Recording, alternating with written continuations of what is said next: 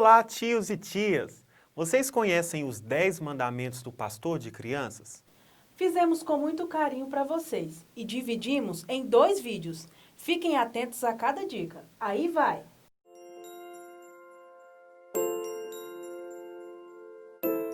Certa vez, me deparei com uma triste situação. Uma líder do Ministério Infantil era conhecida pelas crianças como Tia Bruxa. Não só as crianças a chamavam assim, como os jovens da igreja. E até uma vez, o pastor a chamou despercebido. Curioso, comecei a observar sua conduta, a maneira a qual tratava as crianças, e então entendi o significado do tão triste apelido. Era notório seu desprezo e seu desinteresse de capacitar para lidar com os pequenos. Suas aulas eram ministradas sem criatividades e sem o uso da linguagem adequada àquela faixa etária. Os gritos podiam ouvir de longe. No final do ano, frustrada, ela foi até o pastor para entregar o cargo. Ao anunciar para as crianças, meu Deus, que festa! Uma das crianças olhou para mim eufórica e disse: Tio Mateus, traz o champanhe para a gente comemorar. O amor pelas crianças deve ser muito mais que palavras. Um amor de entendê-las, de conhecer suas necessidades.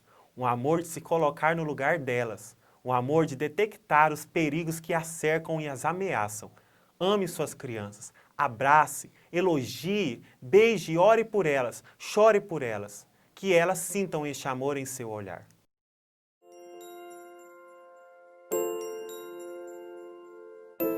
O líder do Ministério Infantil deve ter como prioridade uma vida de intimidade com Deus. E para isso é preciso de uma busca diária de leitura e reflexão das Sagradas Escrituras. A vida devocional leva o cristão a exercer princípios bíblicos, leva-o à busca pela santidade e lhe proporciona cada vez mais a identidade de Cristo. Não falo de ter dom ou talento, saber cantar ou pregar. A estrutura precisa de alicerce, e este só será forte se for firmado na palavra de Deus. Nossas crianças precisam de líderes fortes, saudáveis espiritualmente, e para isso é preciso se revestir da armadura, alimentar-se da palavra de Deus e ter uma vida diária com Deus.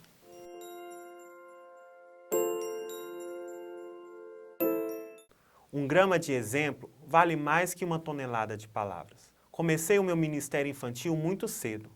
Me lembro que na minha adolescência tive a vontade de um dia colocar uma correntinha da moda que os garotos usavam.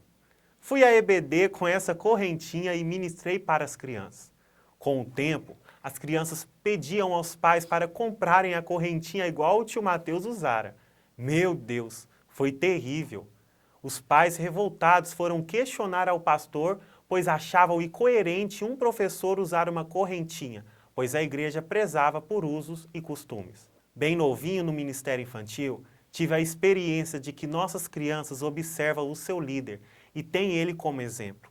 Assim como os pais, nós estamos na lista de influenciadores dos pequenos, até porque o evangelho a qual pregamos traz seriedade e confiança a eles. Devemos estar atentos na forma a qual portamos, vestimos e como é a nossa conduta, não só dentro da igreja, mas no convívio familiar e social. Seja exemplo para as crianças e tenha isso como um prazer em seu caráter.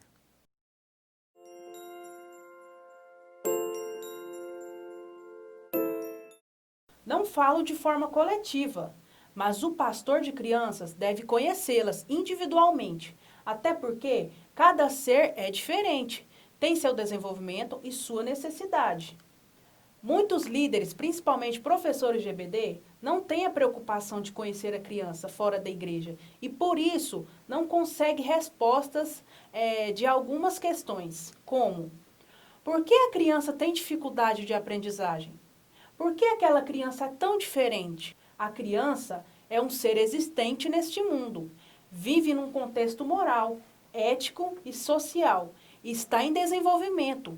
A sua conduta está relacionada no ambiente em que vive, na família a qual está inserida. Saber sobre a necessidade da criança é o primeiro dever do pastor. Essa criança possui alguma deficiência física ou intelectual? Tem alergia a algum alimento? Quantas igrejas que passei, que vi tias que desatentaram a isso e tiveram problemas a oferecer um lanche a qual a criança era alérgica e apresentou vários problemas. Essas informações podem colocar, por exemplo, na matrícula da EBD, nas fichas de inscrições dos eventos. Também cabe ao líder procurar conhecer a criança no ambiente familiar. Como é a família desta criança? Mora com os pais? Só com a mãe? Acabou de perder um ente querido? Essa família enfrenta problemas financeiros? Essas questões são de suma importância, porém, é com tempo e prudência que nós conseguimos conhecer a criança no seu convívio familiar. Às vezes, com um diálogo após o culto ou até mesmo fazendo visitas em sua casa. Não deixe de conhecer suas crianças, até porque você está contribuindo na formação do caráter cristão delas e precisa conhecê-las.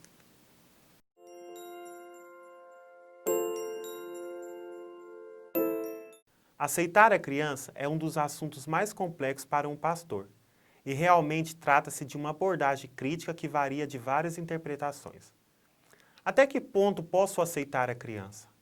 Aceitando certos tipos de comportamento, não estarei contribuindo pela indisciplina da criança? Para responder essas questões, é preciso analisar alguns pontos.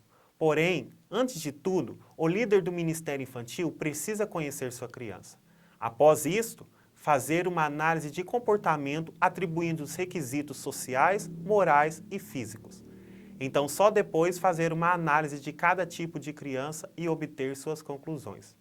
Então, aceite a criança. Lembre-se que cada uma tem sua individualidade e, o mais importante, ela é a obra mais perfeita do Criador. E aí, gostaram destes 5 mandamentos? Logo, logo tem a parte 2 dos 10 mandamentos do pastor de criança.